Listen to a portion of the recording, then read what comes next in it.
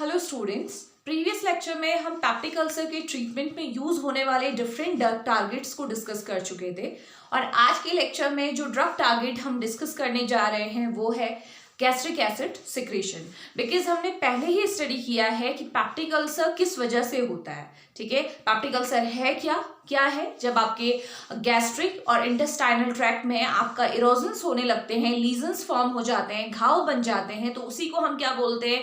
Peptic ulcer बोलते हैं, है ना। और वो किस वजह से हो रहा था? क्योंकि हमारा जीआई ट्रैक है उसमें दोनों टाइप के फैक्टर्स प्रेजेंट होते हैं फॉर पैप्टिक अल्सर। कुछ फैक्टर्स ऐसे होते हैं जो पैप्टिक अल्सर को क्या करते हैं? एग्रीवेट करते हैं, यानी कि पैप्टिक अल्सर को ज्यादा बढ़ावा देंगे। और वहीं कुछ और फैक्टर ऐसे थे जो उसे क्या करते हैं? आपका सप्रेस करते हैं। ठीक है, तो हमने जब एग्रीवेशन की बात की थी तो हमने बोला था कि दो फैक्टर्स ऐसे हैं जिसकी वजह से पैप्टिक अल्सर बढ़ सकता है। फर्स्ट क्या था? HCl हाइड्रोक्लोरिक एसिड, और दूसरा क्या था? आपका H पाइलोरी, जो कि एक बैक्टीरिया है जो क्या करते हैं? अपना आपके जीआई म्यूकोसा में अटैच होके क्या करता है? आपकी मेम्ब्रेन को डैमेज करता है। बैक्टीरियोसिन नाम का एक केमिकल रिलीज करता है जिसकी वजह से मेम्ब्रेन डैमेज होती है और वहां पे घाव बन जाते हैं, लीजन बन जाते हैं, जिसे हमने बोला अल्सर। ठीक है, तो मेन जो हमारा मेजर फोकस है वो किस पे है? HCl पे, यानी कि आपने H पाइलोरी हम पढ़ चुके हैं, डिफेंसिव फैक्टर हम प्रीवियस लेक्चर में डिस्कस कर चुके हैं। बट आज जो हम मेन फोकस करने वाले हैं वो HCl पे फोकस करेंगे कि कैसे HCl की वजह से, ठीक है, HCl की वजह से हमें पता है हाइड्रोक्लोरिक एसिड है, तो एसिड अगर ज्यादा बनेगा तो मेम्ब्रेन डैमेज होगी। तो आज हमें जो हमारा ड्रग टारगेट है वो एसिड है, हाइड्रोक्लोरिक एसिड है। तो आज हम देखेंगे कि पहले तो हाइड्रोक्लोरिक एसिड बनता कैसे है, उसका भी मैंने एक लेक्चर पहले अपलोड किया था, बट मैं आज उसे बिल्कुल ब्रीफली बताऊंगी आपको कि HCl कैसे फॉर्म हो रहा है। और फिर अगर HCl को हमें बनने से रोकना है, बिकॉज ड्रग टारगेट क्या है? अगर आपको पता है कि अगर किसी इंडिविजुअल को अल्सर हो रहा है तो वो किस वजह से हो रहा है? एसिड के ज्यादा बनने की वजह से हो रहा है, सिक्रीशन बहुत ज्यादा है। तो हम क्या कर सकते हैं? एसिड के सिक्रीशन को कम करा सकते हैं, एसिड की फॉर्मेशन को रोक सकते हैं। तो फर्स्ट हम लोग देखते हैं एसिड बनता कैसे है, देन हम देखेंगे कि एसिड जिस वजह से बन रहा है उन चीजों को अगर हम आप बोल सकते हो उन बिल्डिंग ब्लॉक्स को हम अगर क्या कर दें? ब्लॉक कर दें। ठीक है, तो उससे क्या होगा? एसिड बनना बंद हो जाएगा, और एसिड बनना बंद हो जाएगा तो उससे क्या होगा? जो अल्सर है, अल्सर को आपका ट्रीट किया जा सकता है कि हमने एसिड सिक्रेशन को कम किया। तो आज का जो हमारा टारगेट हम डिस्कस करने जा रहे हैं वो क्या है? आपका हाइड्रोक्लोरिक एसिड। चलिए, तो फर्स्ट हम लोग क्या करते हैं? पहले हम देखते हैं ब्रीफली कि HCl बनता कैसे है। ठीक है, सबको पता है HCl क्या होता है? आपका पैराइटल सेल में बनता है ना। सपोज ये आपकी पैराइटल सेल है, ठीक है, ये हमारी पैराइटल सेल है। ठीक है, तो आपको क्या ध्यान में रखना है? मैंने बहुत पहले जब आपको मैंने गैस्ट्रिक एसिड सिक्रेशन का पूरा पाथ बताया था कि किस तरीके से एसिड बनता है, तो उसमें मैंने आपसे बोला था कि जब भी हम फूड लेते हैं तो क्या होता है? ऑब्वियसली डाइजेशन की जरूरत पड़ेगी। तो डाइजेशन के लिए कौन सा नर्वस सिस्टम रिस्पॉन्सिबल है? Parasympathetic nervous system. ठीक है, पैरासिम्पैथेटिक नर्वस सिस्टम एक्टिवेट होता है तो फिर क्या होता है? आपका जो एंट्रिक नर्वस सिस्टम है वहां से एसिटाइलकोलिन और दूसरा गैस्ट्रीन दोनों रिलीज होते हैं। ये मैं प्रीवियस लेक्चर में आपको बता चुकी हूँ, है ना। और उनके रिलीज होने की वजह से वो कहाँ जाते हैं? आपके एंट्रोक्रोमेफिन सेल में जाते हैं। एंट्रोक्रोमेफिन सेल क्या करती है? हिस्टामिन को रिलीज करती है उनके रेस्पॉन्स में। तो फाइनली मैंने आपको बताया था कि 3 केमिकल हैं। कौन कौन से वो केमिकल थे? कौन कौन से थे? फर्स्ट आपका क्या रिलीज हुआ? गैस्ट्रीन रिलीज हुआ। ठीक है, सेकेंड क्या है आपका केमिकल जो रिलीज हुआ? एसिटाइलकोलिन। और तीसरा क्या है आपका? हिस्टामिन। यही 3 आपके केमिकल थे, न्यूरोट्रांसमीटर थे, जिनकी वजह से फाइनली HCl बना था। अगर आपने वीडियो नहीं देखा है तो पहले प्रीवियस वीडियो देखिएगा, पार्ट 1, तब आपको ये ज्यादा बेहतर समझ में आएगा। ठीक है, तो क्या हुआ? देखो, 3 ये फैक्टर हैं, गैस्ट्रीन, एसिटाइलकोलिन और हिस्टामिन, जिनकी वजह से एसिड बनता है। तो देखिए कैसे बनता है। देखो, ये हमारी क्या है? पैराइटल सेल है। ठीक है, सभी को पता होना चाहिए कि एसिड जो बनाती है, जिन सेल से एसिड रिलीज होता है वो कौन सी सेल होती है? आपकी पैराइटल सेल होती है। तो पैराइटल सेल के सरफेस में आपका ये सरफेस आपको दिख रहा है, इसके सरफेस में इन तीनों केमिकल्स के लिए रिसेप्टर प्रेजेंट होते हैं। मैंने बताया था कि जब तक कोई भी केमिकल या कोई भी मॉलिक्यूल अपने रिसेप्टर से बाइंड नहीं करेगा, इफेक्ट नहीं आएगा। तो ये देखिए,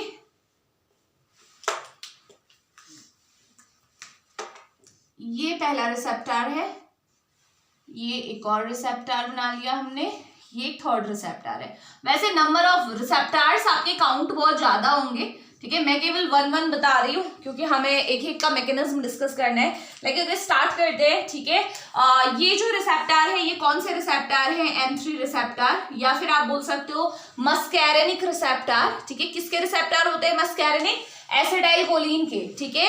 एसिडाइल कोलिन के आपने रिसेप्टर पढ़े होंगे, दो टाइप के होते हैं, मस्कैरेनिक एंड निकोटिनिक, ठीक है। तो ये मस्कैरेनिक रिसेप्टर है, और मस्कैरेनिक में भी कौन सा मस्कैरेनिक है? M3, ठीक है। M1 M2 M3 है ना, उसमें से M3 रिसेप्टर यहाँ पे प्रेजेंट होते हैं। क्लियर हो गया, ठीक है। ये जो नेक्स्ट आपको रिसेप्टर दिखाई दे रहा है, तो इसके सामने मैं बना सकती हूँ ना, M3 है तो इससे कौन बाइंड होगा? ये मॉलिक्यूल है, इसे लिख लीजिए यहाँ पे एसिटाइल कोलिन, ठीक है। तो यहाँ पे जो बाइंड होगा इसके साथ वो कौन सा होगा? आपका एसिटाइल कोलिन, ठीक है। अब बात करेंगे इस रिसेप्टर की, ये किसका रिसेप्टर है? ये कौन सा रिसेप्टर है? यहीं पे हम इसे भी मेंशन कर लेते हैं, ये आपका है H2 रिसेप्टर। H2 रिसेप्टर किसका रिसेप्टर है? हिस्टामिन का, ठीक है। हिस्टामिन के दो टाइप के रिसेप्टर होते हैं, H1 एंड H2। H1 आपको पता होना चाहिए एलर्जी मीडिएटर की तरह वर्क करता है, एलर्जी होती है उन रिसेप्टर से बाइंड होने पे। अगर हिस्टामिन H1 पे बाइंड होगा तो क्या होगा? एलर्जी होगी, और H2 में अगर बाइंड होगा तो एसिड सिक्रेशन होता है। तो यहाँ पे जो पैराइटल सेल में जो रिसेप्टर प्रेजेंट है वो कौन सा है? H2। किसके लिए है? हिस्टामिन के लिए। तो मॉलिक्यूल ड्रॉ कर देते, चलिए।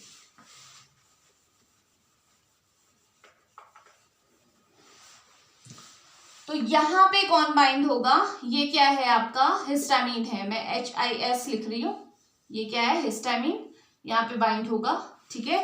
तो ये हुआ हिस्टामिन का रिसेप्टर। अब ये रिसेप्टर कौन सा है? ये रिसेप्टर है आपका CCK रिसेप्टर। CCK रिसेप्टर किसके होते हैं? ये रिसेप्टर होते हैं आपके गैस्ट्रीन के, वैसे से बोलते हैं हम कॉलीसिस्टोकाइनिन रिसेप्टर, ठीक है। CCK की फुल फॉर्म क्या है? कॉलीसिस्टोकाइनिन रिसेप्टर। तो जो ये CCK रिसेप्टर हैं, इनके साथ कौन बाइंड होता है? गैस्ट्रीन, याद रखेंगे। तो गैस्ट्रीन यहाँ पे बाइंड होगा, तो मॉलिक्यूल यहाँ पे हम बना देते हैं। ये किसका है आपका? ये कौन सा मॉलिक्यूल है आपका? गैस्ट्रीन का, ठीक है। आप क्या होगा देखो, यहाँ पे आएगा गैस्ट्रीन, और बाइंड होके जो भी इफेक्ट आना है वो आएगा। तो इट मीन्स हमें समझ में आ गया कि पैराइटल सेल के सरफेस में तीन टाइप के रिसेप्टर्स है। M3 एसिडाइल कोलिन के लिए है, H2 हिस्टामिन के लिए है, और CCK रिसेप्टर गैस्ट्रीन के लिए है। तो देखो तीनों मॉलिक्यूल, इसीलिए मैंने बोला था कि इन तीनों से ही एसिड बनने वाला है आगे, ठीक हो गया। तो ये हमें समझ में आता है। अब क्या होगा? नेक्स्ट स्टेप क्या होगा? अब देखो, ये जो M3 रिसेप्टर है और CCK रिसेप्टर है, देखो आपको पता होना चाहिए कि हर रिसेप्टर की अपनी फार्माकोलॉजी होती है, ठीक है। ये मैंने प्रीवियस वीडियोस में आपको बताया भी था कि किस किस टाइप के रिसेप्टर होते हैं। डिफरेंट टाइप के रिसेप्टर्स होते हैं, G प्रोटीन कपल्ड रिसेप्टर होते हैं, आयन चैनल रेगुलेटेड रिसेप्टर होते हैं, एंजाइम लिंक्ड रिसेप्टर होते हैं, जीन ट्रांसक्रिप्शन रेगुलेटिंग रिसेप्टर होते हैं। और हर रिसेप्टर के काम करने का तरीका क्या होता है? अलग अलग होता है। तो देखते हैं ये रिसेप्टर किस तरीके से काम करते हैं। फर्स्ट थिंग जो आपको दिमाग में रखनी है, ये तीनों ही GPCR रिसेप्टर है। फर्स्ट कैटेगरी के रिसेप्टर है, G प्रोटीन कपल रिसेप्टर है, ठीक है। यानी कि G प्रोटीन की वजह से ही इन रिसेप्टर की फंक्शनिंग होती है। अब मैंने G प्रोटीन में भी आपको फर्दर क्लासिफिकेशन बताया था कि G प्रोटीन रिसेप्टर कुछ ऐसे होते हैं जो साइक्लिक AMP पाथवे फॉलो करते हैं, कुछ ऐसे होते हैं जो साइक्लिक GMP पाथवे फॉलो करते हैं, कुछ ऐसे होते हैं जो IP3 डेक पाथवे फॉलो करते हैं। क्लियर था? तो देखो जो ये M3 और CCK रिसेप्टर है, ये कौन सा पाथवे फॉलो करता है? मैं यहाँ पे इसे मेंशन कर रही हूँ, ये हुआ, ये हुआ और ये हुआ, ठीक है। सबके पाथवेज हम इसमें लिख लेते हैं। तो फर्स्ट देखो जो M3 रिसेप्टर है, ये कौन सा पाथवे फॉलो करते हैं? साइक्लिक AMP पाथवे, ठीक है।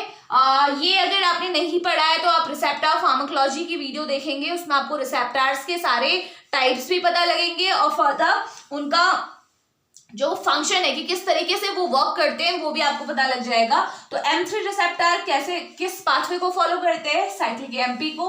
CCK रिसेप्टर भी क्या करते हैं आपका?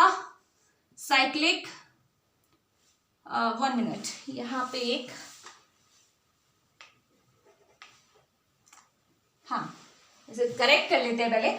जो ये M3 रिसेप्टर है और CCK रिसेप्टर है, ये कौन सा पाथवे फॉलो करते हैं? IP3 डैग pathway. ठीक है, थोड़ा सा मिस्टेक हो गई थी, IP3 डैग, और यहाँ पे भी आएगा IP3 डैग। ठीक है, अब अगर आपको ध्यान हो IP3 डैग पाथवे जो पूरा होता है उसके फाइनल रिजल्ट क्या होता है? सेल के अंदर क्या होता है? कैल्शियम का लेवल बढ़ जाता है। ठीक है, तो मैं अभी इसमें पाथवेज में नहीं जा रही हूँ क्योंकि हमारा मेन फोकस अभी एसिड सिक्रीशन को समझना है। तो देखो यहाँ से भी IP3 डैग पाथवे फॉलो हुआ, इस रिसेप्टर के थ्रू भी ये पाथवे फॉलो हुआ और फाइनली कैल्शियम का लेवल सेल के अंदर बढ़ गया। ठीक है, अब इसको देख लो, H2 रिसेप्टर कौन सा पाथवे फॉलो करता है? H2 रिसेप्टर करता है आपका, जो मैं भी यहाँ लिख रही थी, साइक्लिक AMP पाथवे। ठीक है, और साइक्लिक AMP पाथवे के थ्रू भी लास्ट में क्या होता है आपका? कैल्शियम का लेवल सेल के अंदर बढ़ जाता है। तो इसका मतलब चाहे M3 हो, CCK हो, चाहे H2 रिसेप्टर हो, सबकी वजह से सेल के अंदर कैल्शियम का लेवल बढ़ जाएगा। इतना क्लियर है? ठीक है, अब क्या होगा देखो, मैं इसे यहाँ से थोड़ा सा नीचे कर देती हूँ ताकि आपको क्लियर दिखाई दे।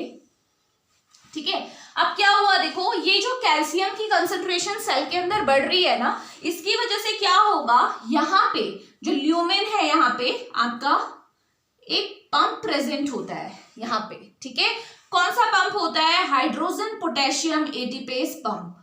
ठीक है, इस पंप की वजह से हाइड्रोजन तो अंदर की ओर जाते हैं, ये ल्यूमेन वाला हिस्सा है, समझ में आ रहा है? स्टमक के अंदर का जो हिस्सा है ना वो ये वाला है और ये मेम्ब्रेन में है। तो देखो H पॉजिटिव कहाँ जा रहे हैं? ल्यूमेन की तरफ जा रहे हैं, यानी कि आपके स्टमक में जा रहे हैं, और जो इसके बदले में पोटेशियम कहाँ जा रहा है? बाहर जा रहा है। तो जो ये कैल्शियम का लेवल बढ़ा ना, इसकी वजह से क्या हुआ, ये पंप एक्टिवेट हो गया। इस पंप के एक्टिवेट होते ही क्या हुआ, H पॉजिटिव अंदर चले गए, पोटेशियम बाहर आए, कोई प्रॉब्लम नहीं है।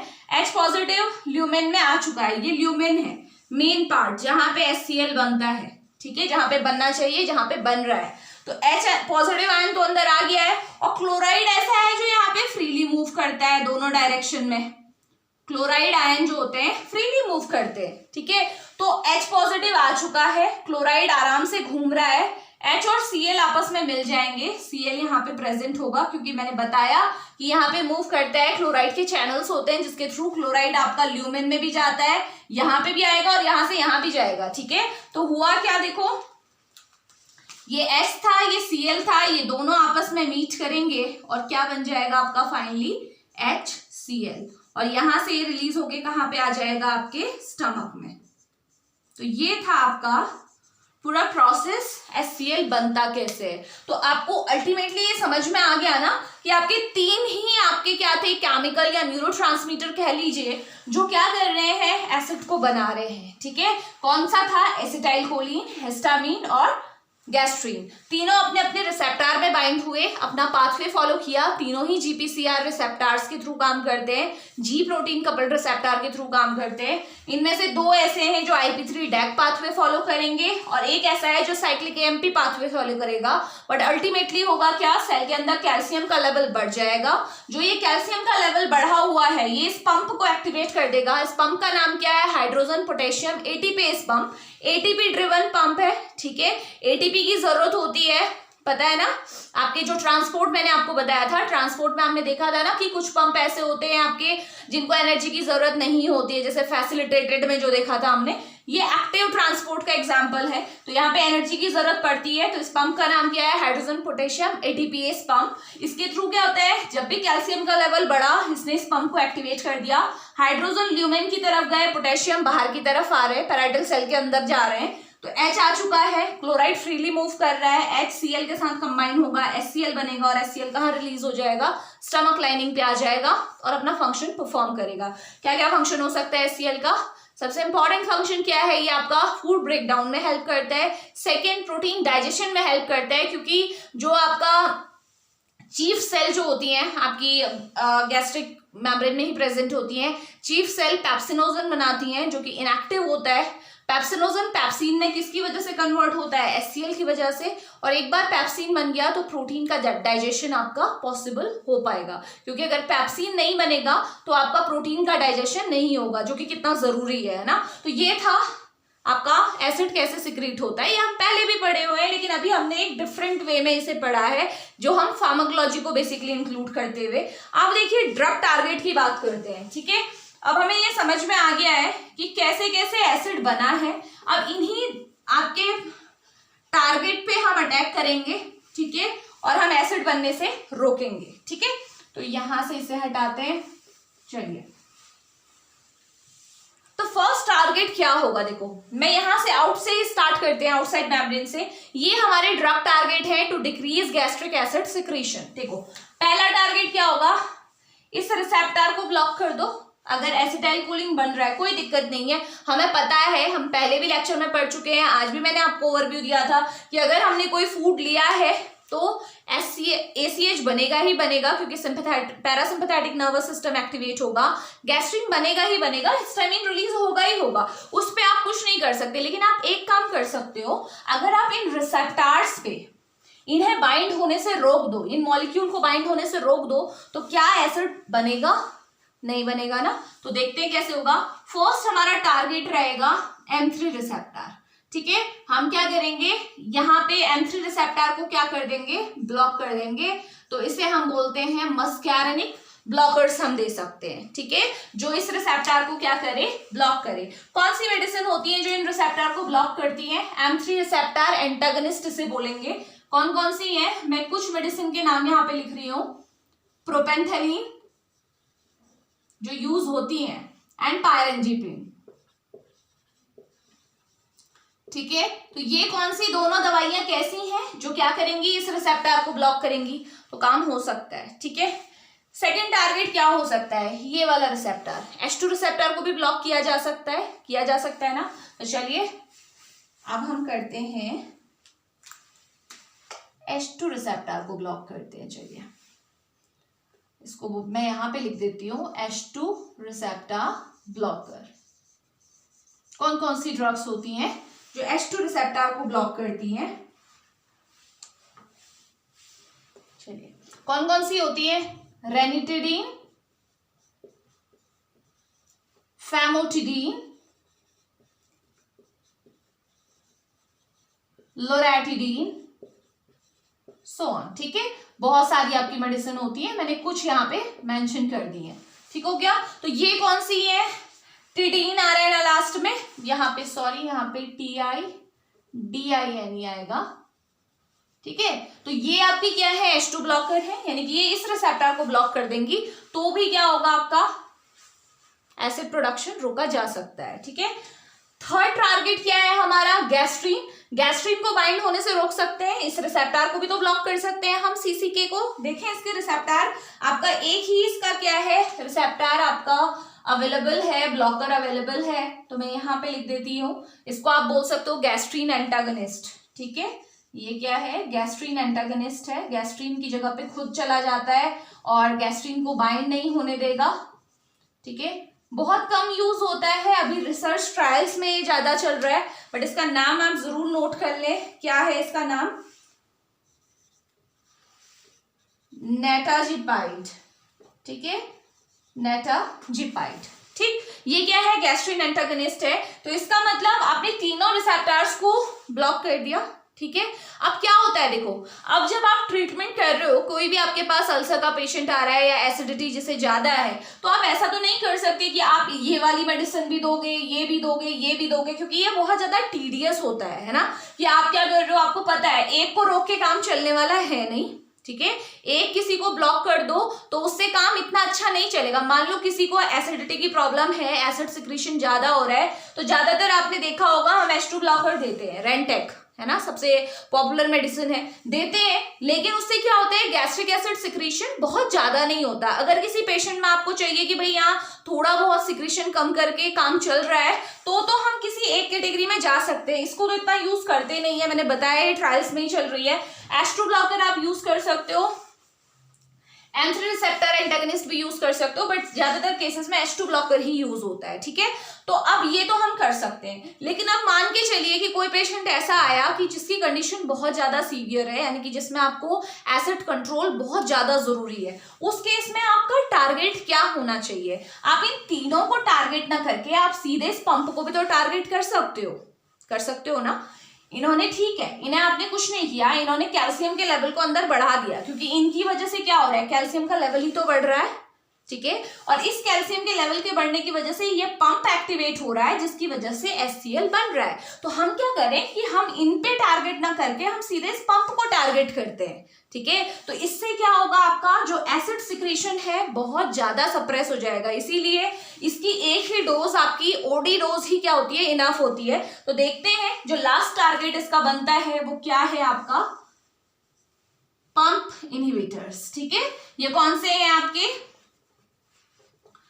Hydrogen potassium ATPase pump inhibitors, ठीक है।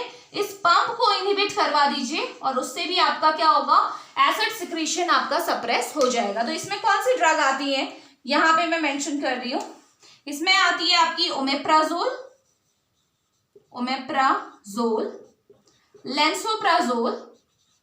लेंसोप्राजोल, पेंटोप्राजोल, एस्मोप्राजोल, सबके पीछे प्राजोल आएगा, ठीक है। तो इसका मतलब ये आपके 4 टारगेट यूज हो सकते हैं एसिड सिक्रीशन को सप्रेस करने के लिए, ठीक है। अब इसके बारे में मैं थोड़ा सा आपको इनके एडवर्स इफेक्ट बता देती हूँ। फर्स्ट जो आपकी ये है, ठीक है, जो M3 रिसेप्टर ब्लॉकर हैं, जिसमें हमने प्रोपेंथेलिन और पायरेंजिपिन को डिस्कस किया है, क्योंकि ये क्या है, आपका एसिटाइल कोलिन के इफेक्ट को, किसके इफेक्ट को ब्लॉक कर रही है, एसिटाइल कोलिन के इफेक्ट को ब्लॉक कर रही है। तो इसको लेने की वजह से क्या होता है, वो सारे साइड इफेक्ट आएंगे जो एसिटाइल कोलिन के न होने की वजह से आ सकते हैं, जैसे ड्राइनेस ऑफ माउथ, क्योंकि एसिटाइल कोलिन सिक्रीशन के लिए रिस्पॉन्सिबल है।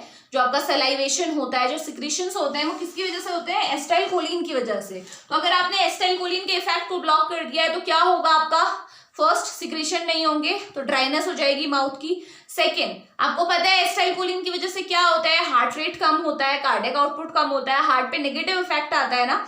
वो नेगेटिव इन्फ्लुएंस हार्ट पे नहीं होगा तो क्या होगा, हार्ट रेट बढ़ जाएगा, है ना, टैकीकार्डिया हो सकता है, क्योंकि नेगेटिव इन्फ्लुएंस खत्म हो गया है, जो कि किसकी वजह से होता था, एसिटाइल कोलिन की वजह से। और भी बहुत सारे एडवर्स इफेक्ट है, लाइक कॉन्स्टिपेशन।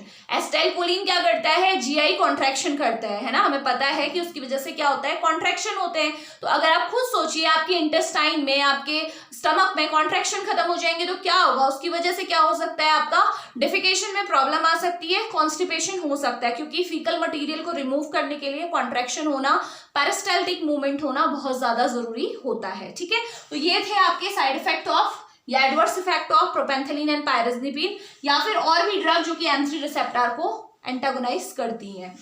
सेकेंड, जो H2 ब्लॉकर है आपके, ये क्या कर रहे हैं, आपका बेसिकली क्या करते हैं, ये H2 ब्लॉकर के साथ एक दिक्कत होती है, उसमें भी इन सारी मेडिसिन के साथ इतनी नहीं है, लेकिन इसमें एक मेडिसिन आती है जिसका साइड इफेक्ट बहुत इंपॉर्टेंट है, आपसे एग्जाम में पूछा जाता है, सिमेटिडीन, ठीक है। ये ज्यादा यूज भी नहीं होती है, इसका रीजन मैं आपको बता देती हूँ, बाकी मेडिसिन के साथ इतना नहीं है, इसके साथ ज्यादा है। तो ये सिमेटिडीन क्या करती है, बेसिकली इसका, ये आपकी क्या करती है, जो एंड्रोजन होता है ना, जो आपका मेल सेक्स हार्मोन टेस्टोस्टेरोन है, उसको क्या कर देती है, आपकी एंटागोनाइज कर देती है, ठीक है। और अगर मेल सेक्स हार्मोन आपका एंटागोनाइज हो जाए या उसका बनना बंद हो जाए, ठीक है, वो अपने रिसेप्टर पे ही बाइंड ना हो पाए, क्योंकि मैंने अभी बार बार बोल रही हूँ, कोई भी मॉलिक्यूल अगर उसे अपना रिसेप्टर नहीं मिलता तो वो अपना इफेक्ट नहीं दिखा पाता। तो सेम टेस्टोस्टेरोन को अगर अपने रिसेप्टर नहीं मिलेंगे तो इफेक्ट आएंगे नहीं। तो इसकी वजह से क्या होता है, सिमेटिडीन लेने की वजह से ये साइड इफेक्ट रिपोर्ट हुए, ठीक है। मेल में गायनेकोमेस्टिया, ठीक है, ब्रेस्ट डेवलपमेंट स्टार्ट हो जाता है, ठीक है। और दूसरा, क्योंकि टेस्टोस्टेरोन क्या होता है, आपका सेक्सुअल डिजायर के लिए इंपॉर्टेंट होता है, तो अगर टेस्टोस्टेरोन काम ही नहीं कर पा रहा है तो इसकी वजह से क्या होगा, लॉस ऑफ लिबिडो, ठीक है। जो सेक्सुअल आपका डिजायर है वो भी क्या हो जाएगा, कम हो जाएगा। तो ये आपके क्या है, सिमेटिडीन से रिलेटेड एडवर्स इफेक्ट है, यानी कि ये टेस्टोस्टेरोन एंटागनिस्ट की तरह काम कर रहा है, क्योंकि टेस्टोस्टेरोन को अपने रिसेप्टर पे बाइंड नहीं होने दे रहा है। तो ये थे adverse effect of H2 receptor blocker, और सबके साथ नहीं है, मेजर किसके साथ है, ये सिमेटिडीन के साथ एडवर्स इफेक्ट है, ठीक है। अगर गैस्ट्रीन की बात करें, क्योंकि ये गैस्ट्रीन तो इतना ज्यादा यूज होता ही नहीं है, इसके साथ मेनली जो प्रॉब्लम आ सकती है, क्योंकि गैस्ट्रीन आपका क्या है HCl सिक्रीशन के लिए जरूरी होता है, तो इससे ब्लॉटिंग और नॉजिया वॉमिटिंग टाइप की फीलिंग आती है, बट क्योंकि ये क्लिनिकल ट्रायल में चल रहा है तो इसके एडवर्स इफेक्ट इतने ज्यादा रिपोर्टेड अभी नहीं है, ठीक है।